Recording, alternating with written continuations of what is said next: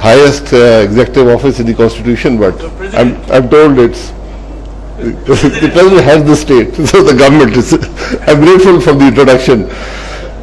میں محمد خان عزیز صاحب کا بہت مشکور ہوں. ان کا ہم پہ احسان ہے کہ انہوں نے اس کتاب کی ٹرانسلیشن کی ہے، کیونکہ میں 10ویں جماعت میں پشاور میں پڑھتا تھا جب عبدالصمد خان صاحب کی شہادت ہوئی، اور اس وقت ہم سب یہ سمجھتے تھے کہ یہ وہ لوگ ہیں جو ملک کے غدار ہیں.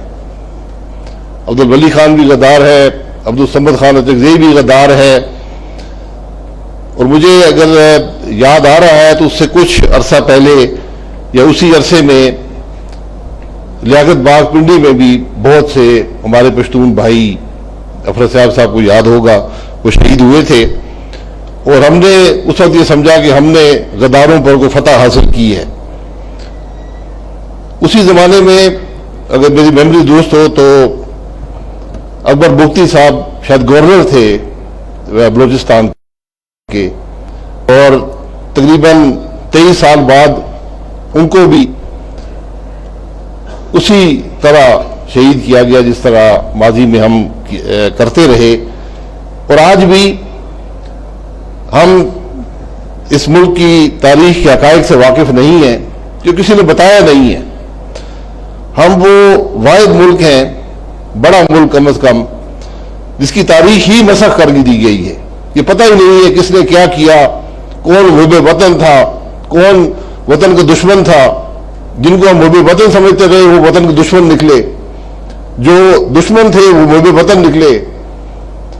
میں نے تو پہلی دفعہ زندگی میں، اس سے پہلے میں محمود خان صاحب کا بہت مشکور ہوں ہمیشہ. یہ سیاست میں میرے محسن بھی ہیں، میرے دوست بھی ہیں، بزرگ بھی ہیں، اور بہت کچھ میں نے ان سے سیکھا ہے. 2 باتیں سیکھی ہیں: اصولوں پر سیاست سیکھی ہے اور آئین کی بالادستی سیکھی ہے.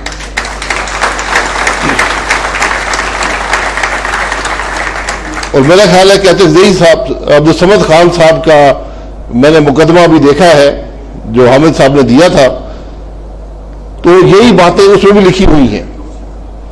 اور میں سب کو کہتا ہوں کہ آج یہ جو پی ڈی ایم بنی ہے، یہ جو مقصد بھی حاصل کرے، جو اس کا مطلب تھا، لیکن ایک بات اس میں کم از کم جو مجھ پر واضح ہوئی ہے کہ وہ لوگ جن کو ہم غدار کہتے تھے، ہم نے سولی پر بھی لٹکایا، وہ آج آئین کی بات کرتے ہیں.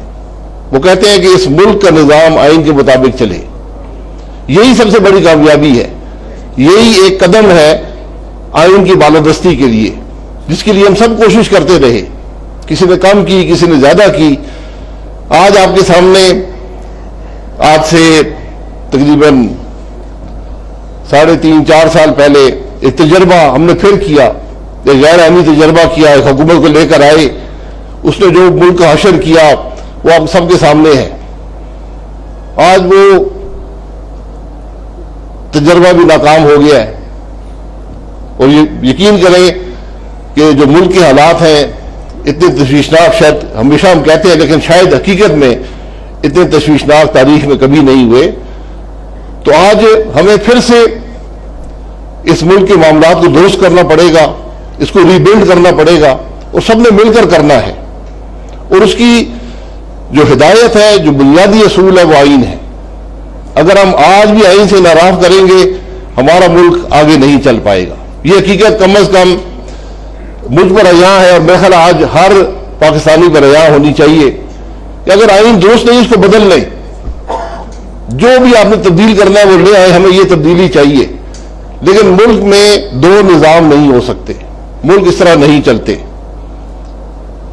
میں ابھی میرا خیال ہے افراد صاحب نے بات کی تھی، مجھے ایک امریکن کتاب سے آیا تو اس نے مجھے کہا کہ میں نے بڑی ہسٹری پڑھی ہے اور پڑھائی ہے، 40 سال پڑھی ہے، پڑھائی ہے، کوئی تاریخ میں ایسا ملک نہیں ہے جس کی اکثریت اس کو چھوڑ کر چلی گئی ہو. اکثریت علیحدہ ہو گئی، ہمیشہ اقلیت علیحدہ ہوتی ہے یہاں بنگالی جو اکثریت میں تھے اس ملک کو چھوڑ کر چلے گئے, اپنا نام بھی ہمیں دے کر چلے گئے, ملک کا نام بھی نہیں لیا انہوں نے. یہ ہم سب کے لیے بڑا لمحہ فکریہ ہونا چاہیے تھا. ہم نے وہ سبق حاصل نہیں کیے. آج ہماری مشکلات کی بنیادی وجہ یہ ہے کہ ہمیں تاریخ کا علم نہیں ہے. میں بار بار یہ بات کرتا ہوں کہ ٹروتھ کمیشن ہونا چاہیے, کسی کو سزا نہیں دینی, حقائق تو سامنے آئے, ہوا کیا ملک کے ساتھ. افراسیاب صاحب کو میں بچپن سے دیکھ رہا ہوں, یہ اس وقت پشاور میں یونیورسٹی کے مثلا صدر سے نیب کے, اگر 73 میں, تو یہ بہت سے لوگ جب چلے جائیں گے تو ملک کی حقیقت ہی پتہ نہیں ہوگی کہ اس ملک کی حقیقت ہے کیا, یہاں پر کیا ہوتا رہا ہے. آپ یقین کریں کہ جس دن ہم یہ ٹروتھ کمیشن بنانے کے قابل ہوئے اس ملک کے سیاستدان, وہ ایک بہت بڑا قدم ہوگا اس ملک کی ترقی میں, سیاسی ترقی میں. یہ بدنصیبی ہے کہ آج ہم اتنے کمزور ہیں کہ ہم یہ ٹروتھ کمیشن بھی نہیں بنا سکتے. ہماری عدلیہ بھی اتنی کمزور ہے کہ وہ اس کی بات نہیں کر سکتی. یہ ہم سب کے لیے, یہ صرف سیاستدانوں کا کام نہیں ہے, یہ ہم سب کا کام ہے کہ اس ملک کے معاملات کو آج سیاستدان صرف درست نہیں کر سکتے, آج صرف فوج نہیں کر سکتی, آج عدلیہ نہیں کر سکتی, بیوروکریسی صرف نہیں کر سکتی. آج سب کو مل کر بیٹھنا پڑے گا اور ایک راستہ بنانا پڑے گا کہ ہم نے کہاں جانا اور کیسے وہاں پہنچنا ہے. ساروں نے اس ملک میں رہنا ہے. کوئی یہ ممکن نہیں ہے کہ اس ملک میں کوئی آئی لینڈز آف ایکسیلنس ہو اور ملک وہ چلتے رہے اور باقی ملک جو ہے وہ زوال پذیر ہو. تو یہ میں عبدالصمد خان صاحب کی جو میں تھوڑی بہت کتاب پڑھی ہے, بات قربانیوں سے بنتی ہے.